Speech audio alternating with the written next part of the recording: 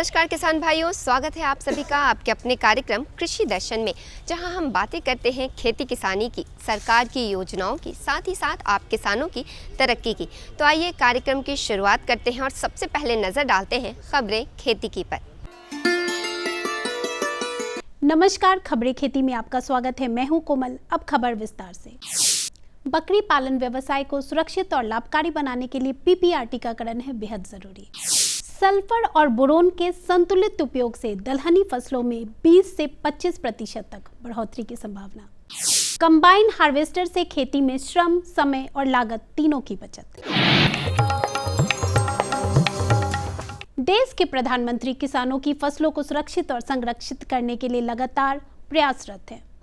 वर्तमान परिवेश में खेती के लिए भूमि की गुणवत्ता बनाए रखना और जल संरक्षण करना बेहद महत्वपूर्ण विषय बन चुका है। इसी दिशा में राष्ट्रीय कृषि अनुसंधान परिषद पटना द्वारा किसानों को आधुनिक सिंचाई तकनीकों के प्रति जागरूक किया जा रहा है। टपक यानी ड्रिप सिंचाई और स्प्रिंकलर सिंचाई पद्धति के माध्यम से कम पानी में अधिक उत्पादन कैसे संभव है, इसकी विशेष जानकारी किसानों को दी जा रही है। इस पहल से जहां जल संरक्षण को बढ़ावा मिल रहा है, वहीं किसानों की लागत भी कम हो रही है और फसल उत्पादन में सुधार देखने को मिल रहा है। बकरी पालन आज ग्रामीण क्षेत्रों में आय बढ़ाने का एक मजबूत साधन बनता जा रहा है, लेकिन इस व्यवसाय को सुरक्षित और लाभकारी बनाने के लिए बकरियों का स्वस्थ रहना सबसे जरूरी है। इस कड़ी में बकरियों को पीपीआर जैसी खतरनाक बीमारी से बचाने के लिए समय समय पर टीकाकरण बेहद आवश्यक है। खेती के साथ बकरी पालन आज किसानों के लिए अतिरिक्त आय नहीं बल्कि एक मजबूत व्यवसाय बनता जा रहा है। कम लागत में अधिक मुनाफा देने वाला यह व्यवसाय तभी सफल होता है जब बकरियां स्वस्थ रहें। पीपीआर एक गंभीर संक्रामक बीमारी है जो बकरियों में तेजी से फैलती है और पूरे झुंड को प्रभावित कर सकती है। इससे पशुपालकों को भारी आर्थिक नुकसान उठाना पड़ता है। विशेषज्ञ बताते हैं कि समय पर पीपीआर का टीका लगवाने से इस बीमारी पर प्रभावी नियंत्रण किया जा सकता है।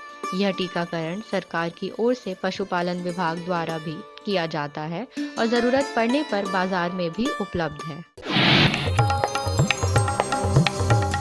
किसान भाइयों, दलहनी फसलों के लिए बेहतर उत्पादन के लिए केवल सिंचाई ही नहीं बल्कि पोषक तत्वों प्रबंधन पर भी विशेष ध्यान देना जरूरी है।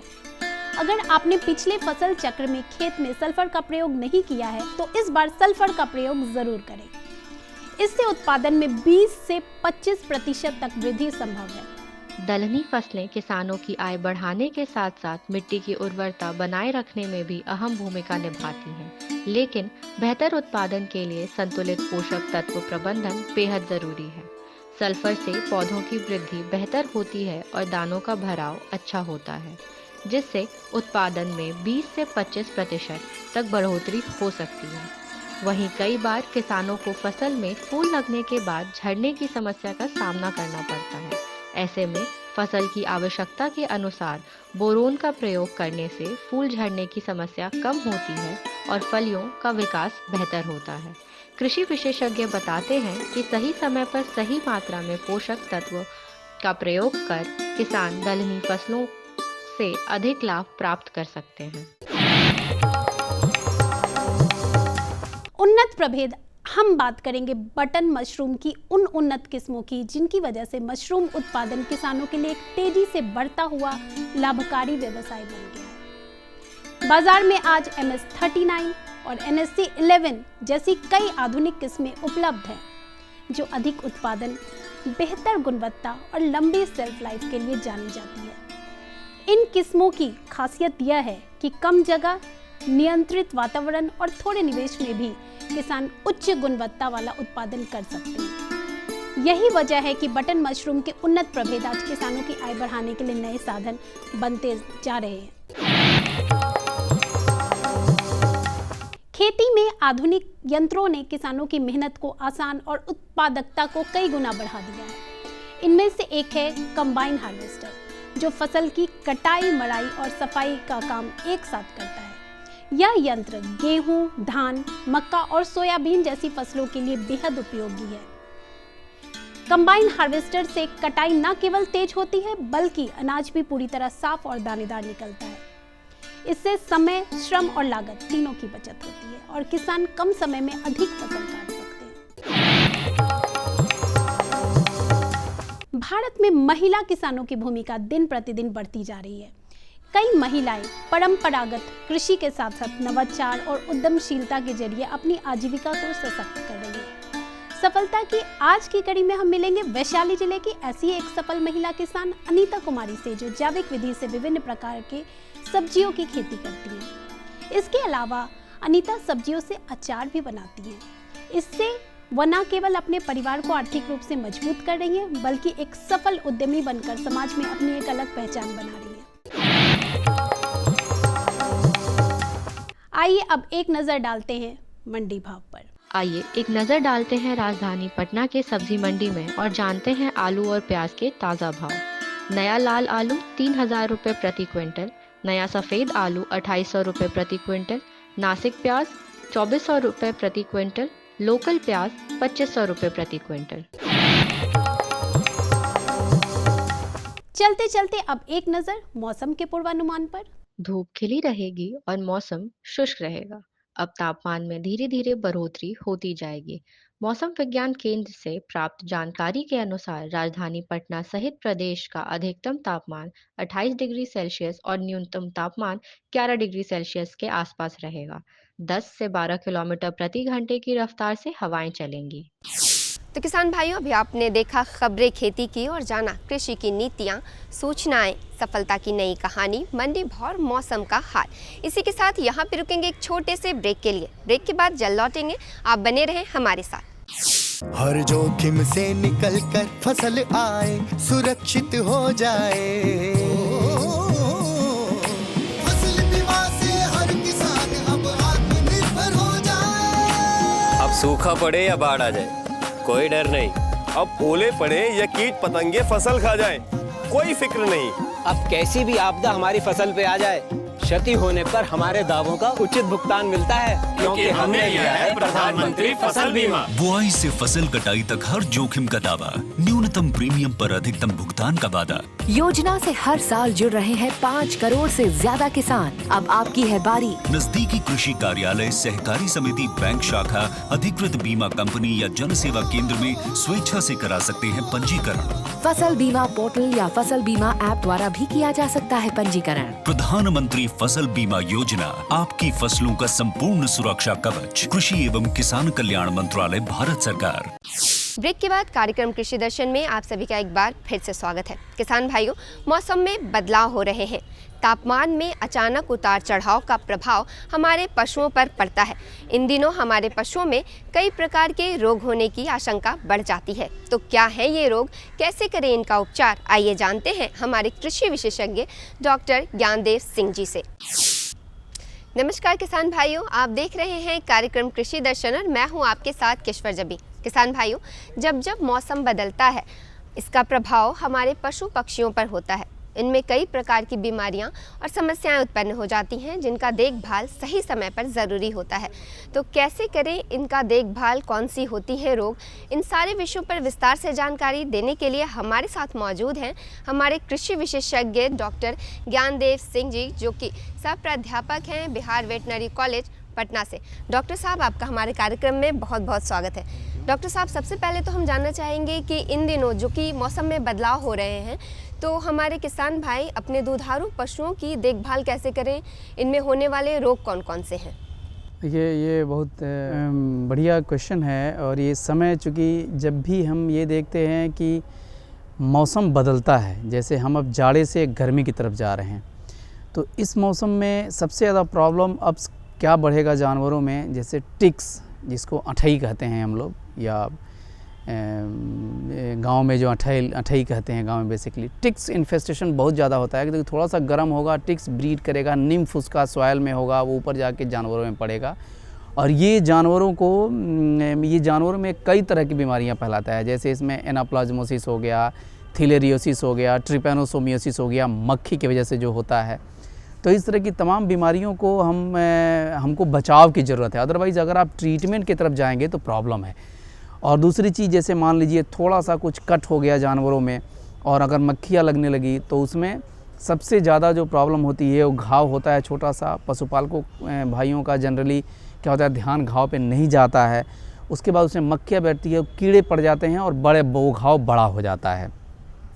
तो इस तरह की समस्या सबसे ज़्यादा आती है। प्लस साफ़ पानी की भी ज़रूरत होती है। जैसे जानवरों में हमको साफ़ पानी की ज़रूरत होती है, चारा, और उनके रख रखाव में जहाँ आप रख रहे हैं वहाँ थोड़ा साफ़ सफाई हो, अदरवाइज़ मक्खियाँ पनपेगी, निम्फ होंगे, अठई होंगे। तो इस तरह की बीमारियों का से हमको किसान भाइयों को बचाव करने के लिए हम प्रेरित करेंगे और उनको सुझाव भी देंगे कि आप इससे बचाव करें।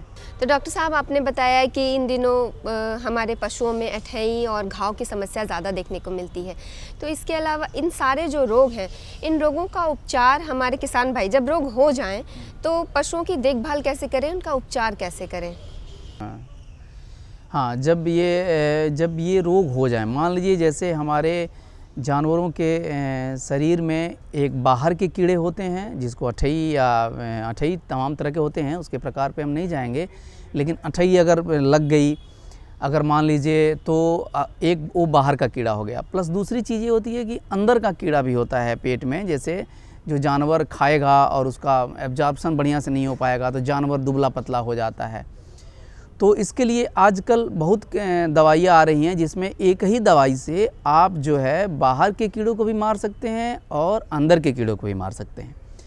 उसमें जैसे एक आता है आइवरमेक्टिन और फेनबेंडाजोल या इस तरह के डिफरेंट टाइप का बोलस, हाईटेक बोलस के नाम से आता है, जो 300 to 400 kg पे हम एक देते हैं। ये घोड़े में भी दे सकते हैं और लार्ज एनिमल में भी दे सकते हैं, 300-400 किलो का है। तो इसकी वजह से ध्यान रखने की ज़रूरत ये है कि अगर मान लीजिए आपने एक बार कीड़े की दवा दिया, हाईटेक बोलस आपने एक दिया, तो उसके साथ कुछ लीवर की दवाइयाँ भी देते हैं। लीवर की दवाई देने के साथ साथ कुछ मिनरल मिक्सचर भी हम रिकमेंड करते हैं कि 30 से 40 ग्राम जो है आप 10 ग्राम सुबह 10 ग्राम शाम मिनरल मिक्सचर भी दें, ताकि अगर इस तरह की हम प्रिवेंशन रखते हैं तो हाईटेक बोलस में आइवरमेक्टिन होता है जो कि एक्टोपैरासाइट को मारेगा, जो अठई है, इस तरह की चीज़ें।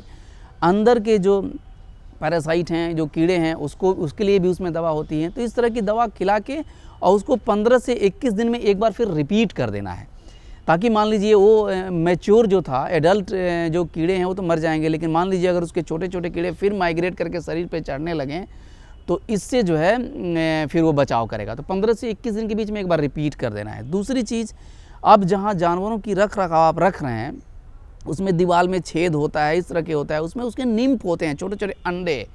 अगर आपने दवाई खिला दिया और फिर उसको छोड़ दिया तो इससे भी बड़ा समस्या होती है, फिर वह हो जाएगा, फिर होता रहेगा। तो इसलिए जब भी आप डिवॉर्मिंग करें उसके 1-2 दिन के अंदर या कीड़े की दवाई दें, हाईटेक बोलस दें, आइवरमेक्टिन दें। तो इस आजकल स्प्रे फॉर्म में आता है अमितराज, जिसको हम 2 ml 1 लीटर पानी में घोल के, और जो स्प्रे करने वाला जो आता है, जिसके आप जाते हैं जहाँ बाल कटवाने, वहाँ बाल पे मारने के लिए उससे हम लेके भर के उसमें, और उसके जितने छेद हैं और मिट्टी हैं वहाँ हम उसका छिड़काव प्रॉपरली तरीके से करें। जब उसके अंडे और निम्फ मर जाएंगे, डेथ कर जाएंगे, तब आपका पूरा बचाव। इस तरह का प्रोटोकॉल अगर आप फॉलो करेंगे तो आप अठई पे पूरी तरह से विजय प्राप्त कर सकते हैं। अदरवाइज ये समस्या कंटिन्यूअस आपके यहाँ बनी रहेगी। तो ध्यान रखना है, अमितराज या ब्यूटॉक्स किसी का घोल 2 ml 1 लीटर पानी में घोल के और स्प्रे वाले बॉटल में लेके और बढ़िया से जहाँ जानवर रहता है पूरे दीवार के छेद में और मिट्टी पे थोड़ा डाल दें और उसको थोड़ा देर के लिए जानवर को वहाँ से हटा दें। तो इस तरह का प्रिकॉशन हमको लेना है। तो किसान भाइयों, आपने जाना कि कैसे डीवॉर्मिंग की संपूर्ण प्रक्रिया कर आप अठई रोग से अपने पशुओं को बचा सकते हैं। डॉक्टर साहब, हम जानना चाहेंगे कि कुछ ऐसी भी बीमारियां होती हैं जिनके लिए हम पहले से कोई टीकाकरण या कोई प्रिकॉशन लेकर अपने पशुओं को वो बीमारी होने से बचा सकते हैं ताकि हमारे पशु स्वस्थ रहें। तो ऐसी बीमारियां कौन कौन सी हैं जिनके लिए हम पहले ही से उनका उपचार कर लें ताकि ये बीमारियां हो ही ना? बहुत ही अच्छा सवाल, चूँकि ये बहुत ज़रूरी है। अदरवाइज किसी भी बीमारी होने के बाद सबसे ज़्यादा जो समस्या होती है वो समस्या है इलाज का। अगर किसी भी इलाज तो में खर्च का, दूसरा उसकी प्रोडक्टिविटी लॉस का, यानी पूरा प्रोडक्शन उसका घट जाएगा। अगर मान लीजिए कोई गाय या भैंस कोई 5-6 लीटर दूध देती है और उसको अगर FMD बीमारी, सिंपल सी बीमारी FMD हो जाए या थनैला रोग हो जाए, तो इस तरह की बीमारियों से बचाव बहुत ज़रूरी है। और जैसे बात हुआ मुँह पका खुरपका का, जिसको FMD कहते हैं, foot and mouth disease, HS होता है, लंगड़ी बीमारी जिसे कहते हैं, इस सब तीनों बीमारियों का वैक्सीनेशन एक ही वैक्सीन आती है। लेकिन सावधानी ये रखना है, किसान भाइयों को जागरूक ये रहना पड़ेगा कि ये टीका जो है बरसात के पहले लग जाए, तब इसका असली प्रभाव सा, क्योंकि ये बीमारियां जनरली जो बीमारी होती है ये बरसात के सीजन से शुरू होती है। तो अगर हम मार्च के लास्ट में, अप्रैल के फर्स्ट सेकेंड वीक में, मतलब अप्रैल तक अगर हम इस बीमारियों का टीकाकरण अगर करा लें तो हमारे पशु बिल्कुल इस बीमारियों से दूर रहेंगे, क्योंकि इम्यूनिटी डेवलप होने में भी कुछ टाइम लगता है। तो बरसात के पहले इससे हम मुक्ति पा सकते हैं, ताकि हमारे जानवर उससे इम्यून हो जाएं और बीमारी।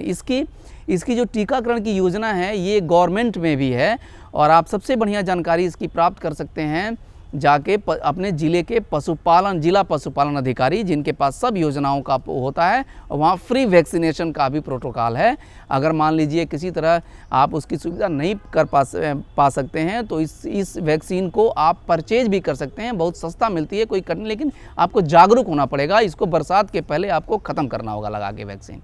तो डॉक्टर साहब, आपने बहुत अच्छी जानकारी दी कि टीका लगाकर किसान भाई अपने पशुओं को बीमारी होने से बचा सकते हैं। बीमार पड़ेंगे ही नहीं तो उन्हें किसी भी प्रकार की कोई हानि नहीं होगी। डॉक्टर साहब, ये तो हुई बीमारियों की बातें कि कौन कौन सी बीमारी होती है, कौन कौन से रोग हैं, इनका उपचार कैसे किया जाए, प्रिकॉशन कैसे लें, टीकाकरण कैसे कराएं। इसके अलावा हम जानना चाहेंगे कि ऐसा कौन सा उपाय अपनाएं किसान भाई कि इन दिनों उनकी जो पशु हैं वो स्वस्थ रहें, और अपनी बाड़ी में अपने पशुओं के रहने के स्थान पर वो किस तरीके का प्रबंध करें, उनका रख रखाव कैसे करें। हाँ, ये बहुत अच्छा वो है, क्योंकि देखिए हमको बचाने के लिए, जानवरों को बचाने के लिए तमाम तरह की समस्याएं रहती हैं। कुछ जैसे है प्रिकॉशन की बात है, तो सबसे बड़ा प्रिकॉशन तो मैंने बताया, आप अपने जानवरों को कीड़े की दवा दें। कीड़े की दवा के साथ साथ कुछ मिनरल मिक्सचर जो हमने रिकमेंड किया, ये रेगुलर अपने जानवरों को रखना चाहिए। दूसरी बात ये है कि सबसे बड़ा जैसे बीमारी है एक थनैला बीमारी, ऐसी बीमारी है जिससे आप अपने जानवरों को बचाने के लिए सबसे पहले तो जब भी आप अपने गाय को दूध निकालने जाएं तो हमेशा पहले साबुन से हाथ धोएं। साबुन से हाथ धोने के बाद ही आप गाय को दुहें, और उसका जब गाय दूहते हैं तो उसका जो कैनाल होता है जिससे दूध निकलता है वो आधे घंटे तक खुला रहता है। तो उसको प्रिवेंट करने के लिए आप जानवर बैठे ना, कि बैठेगा तो नीचे गंदा रहेगा, उससे माइक्रोब्स जाएंगे अंदर। तो इसके लिए क्या उपाय, पहला उपाय ये करना होता है उसके आगे कुछ दाना रख दीजिए ताकि कुछ देर तक धीरे धीरे खाता रहे वो। दूसरा चीज़, जैसे बछड़ा दूध पी के हटता है तो आप अपने घर पे एक बीटाडीन की शीशी रखे रहें। बीटाडीन की शीशी रखने पे क्या होता है, पी के हट गया जब वो, तो उस ढक्कन में, बीटाडीन की शीशी में थोड़ा बीटाडीन ढक्कन में डाल के और उसके थन को थोड़ा ऐसे डिप करें, ऐसे डिप करके चारों टीट को उसके डिप कर दें। ये प्रक्रिया सुबह शाम आपको अपनाएं। मैं बताता हूँ आपको 80% मैस्टाइटिस पे कंट्रोल आप ऐसे पा जाएंगे। दूसरा चीज़, एक सबसे बढ़िया उपाय है जो कि किसान को फॉलो करना चाहिए। जब भी गाय बच्चा देने वाली हो और 8वां महीना ख़त्म हो जाए, 9वां महीना शुरू हो, उस पीरियड में वो ट्रांजिशन पीरियड होता है। उस पीरियड में सबसे ज़्यादा इन्फेक्शन और सबसे ज़्यादा मेटाबॉलिक डिस्टर्बेंसेस के चांसेज होते हैं। तो उसमें हम गाय को क्या करते हैं कि 40 ग्राम सुबह और 40 ग्राम शाम नौसादर खिलाएं, और नौसादर खिला के 1 महीना तक लगातार, और उसको अपने गाय को, ये तो बीमारी हुई मैस्टाइटिस, उसके बाद जेर रुकना, तमाम तरह की बीमारियों जो बच्चा देने के बाद होती है उससे भी आप कंट्रोल रख सकते हैं। तो ये आप याद रखें, नौसादर 40 ग्राम सुबह और शाम खिलाना बहुत ज़रूरी है 8वें महीने में। तो डॉक्टर साहब, आपने बहुत अच्छी जानकारी दी कि इन दिनों अपने पशुओं का रख रखाव कैसे करें। आज के इस बदलते हुए तापमान में आप पशुपालक भाई अपने पशुओं का रखरखाव कैसे करें, उनमें होने वाले रोग कौन कौन से हैं, उनका उपचार कैसे करें, साथ ही साथ उनके बीमारियों के टीके कैसे कराएं, टीकाकरण कहां से कराएं और कौन कौन सी बीमारियों के टीकाकरण कराना समय से पहले अवश्य है। साथ ही साथ हमने जाना कि इन दिनों उनके रहने के स्थान को किस तरीके से व्यवस्थित करें, उनका रख रखाव कैसे करें। तो उम्मीद है हमारी आज की जानकारी आपके लिए बहुत ही लाभकारी रही होगी। डॉक्टर साहब, आपने हमें पशुपालन से संबंधित इतनी अच्छी जानकारी दी, आपका बहुत बहुत धन्यवाद। Thank you. तो किसान भाइयों, अभी आपने हमारे विशेषज्ञ के माध्यम से जाना कि इन दिनों आप अपने पशुओं का रख रखाव कैसे करें, उनमें होने वाले रोगों का उपचार कैसे करें, उनकी रोगों की पहले से व्यवस्था कैसे की जाए। इसी के साथ बढ़ेंगे कार्यक्रम के अगले भाग में और जानेंगे भारत सरकार की कृषि योजना के विषय में। भारत सरकार ने खेतीबाड़ी से जुड़ी कई योजनाएं बनाई हैं जिन्हें अपनाकर आप अपनी खेती को और उन्नत ढंग से कर सकते हैं और अपनी आमदनी में इजाफा कर सकते हैं। तो आइए जानते हैं उन्हीं योजनाओं में से एक योजना के बारे में इस शॉर्ट वीडियो फिल्म के माध्यम से। आज भारत का किसान पहले से अधिक सशक्त, समृद्ध और आत्मनिर्भर है। इसका कारण है माननीय प्रधानमंत्री श्री नरेंद्र मोदी जी के नेतृत्व में भारत सरकार द्वारा लगभग 10 वर्षों से किसानों के लिए चलाई जा रही अनगिनत योजनाएं, जैसे सॉइल हेल्थ कार्ड, प्रधानमंत्री फसल बीमा योजना, पीएम किसान सम्मान निधि योजना, पीएम किसान समृद्धि योजना, पीएम कृषि सिंचाई योजना इत्यादि। इस वर्ष लाल किले की प्राचीर से प्रधानमंत्री जी ने कृषि के क्षेत्र में आधुनिकीकरण की दिशा में एक संकल्प लिया कि हमारे एग्रीकल्चर सेक्टर में टेक्नोलॉजी आए, एग्रीटेक को बल मिले, इसलिए विमेन सेल्फ हेल्प ग्रुप की बहनों को हम ट्रेनिंग देंगे और हजारों ऐसे विमेन सेल्फ हेल्प ग्रुप को भारत सरकार ड्रोन देगी, ट्रेनिंग देगी और हमारे एग्रीकल्चर के काम में ड्रोन की सेवाएं उपलब्ध हो। इसके लिए हम शुरुआत करेंगे। प्रारंभ हम 15,000 विमेन सेल्फ हेल्प ग्रुप के द्वारा ये ड्रोन की उड़ान का हम आरंभ कर रहे हैं। इसी कड़ी में आज प्रधानमंत्री नरेंद्र मोदी जी ड्रोन दीदी योजना का शुभारंभ कर रहे हैं। भारत सरकार की नई पहल के अंतर्गत ड्रोन दीदी योजना को कार्यान्वित किया गया है। ड्रोन और उसके सहायक एक्सेसरीज की खरीद के लागत का 80% या अधिकतम 8 लाख रुपए तक स्वयं सहायता समूहों को केंद्रीय वित्तीय सहायता प्रदान की जाएगी। इस क्रांतिकारी पहल से अतिरिक्त आय अर्जित करने के लिए हमारे किसान सक्षम होंगे। माननीय प्रधानमंत्री श्री नरेंद्र मोदी जी के नेतृत्व में भारत सरकार किसानों को ड्रोन के उपयोग के लिए प्रोत्साहित कर रही है। किसान ड्रोन का उपयोग कर पारंपरिक खेती के तरीकों को बदल रहा है। आधुनिक हाई रेजोल्यूशन कैमरा और उन्नत सेंसर से लैस किसान ड्रोन भारतीय कृषि क्षेत्र को नई ऊंचाइयों पर ले जाने की क्षमता रखते हैं। कीटनाशकों और उर्वरकों का छिड़काव, हवाई निगरानी, फसल और मृदा स्वास्थ्य की निगरानी, बीजारोपण, क्षतिग्रस्त फसलों का आकलन और फसल बीमा के दावों की जानकारी दे सकता है। किसान ड्रोन की उपलब्धता के लिए केंद्रीय कृषि मंत्रालय द्वारा ड्रोन की खरीद के लिए वित्तीय सहायता दी जा रही है। ड्रोन दीदी योजना को अपनाने से स्वयं सहायता समूह की महिलाओं पर व्यापक प्रभाव पड़ेगा और इनकी आय में भी वृद्धि होगी। थैंक यू प्रधानमंत्री जी। कल तक जो हमारे किसान संसाधन के अभाव में कठिनाइयों में थे, वो अब नई तकनीक की ताकत से मजबूत हो रहे हैं और यही परिवर्तन हमारा नया भारत है, जिसकी गूंज पूरी दुनिया में सुनाई दे रही है। तो किसान भाइयों, आज के कार्यक्रम में हमने पशुपालन से संबंधित जानकारियां हासिल की, साथ ही साथ जाना भारत सरकार की कृषि योजनाओं के लाभ के विषय में।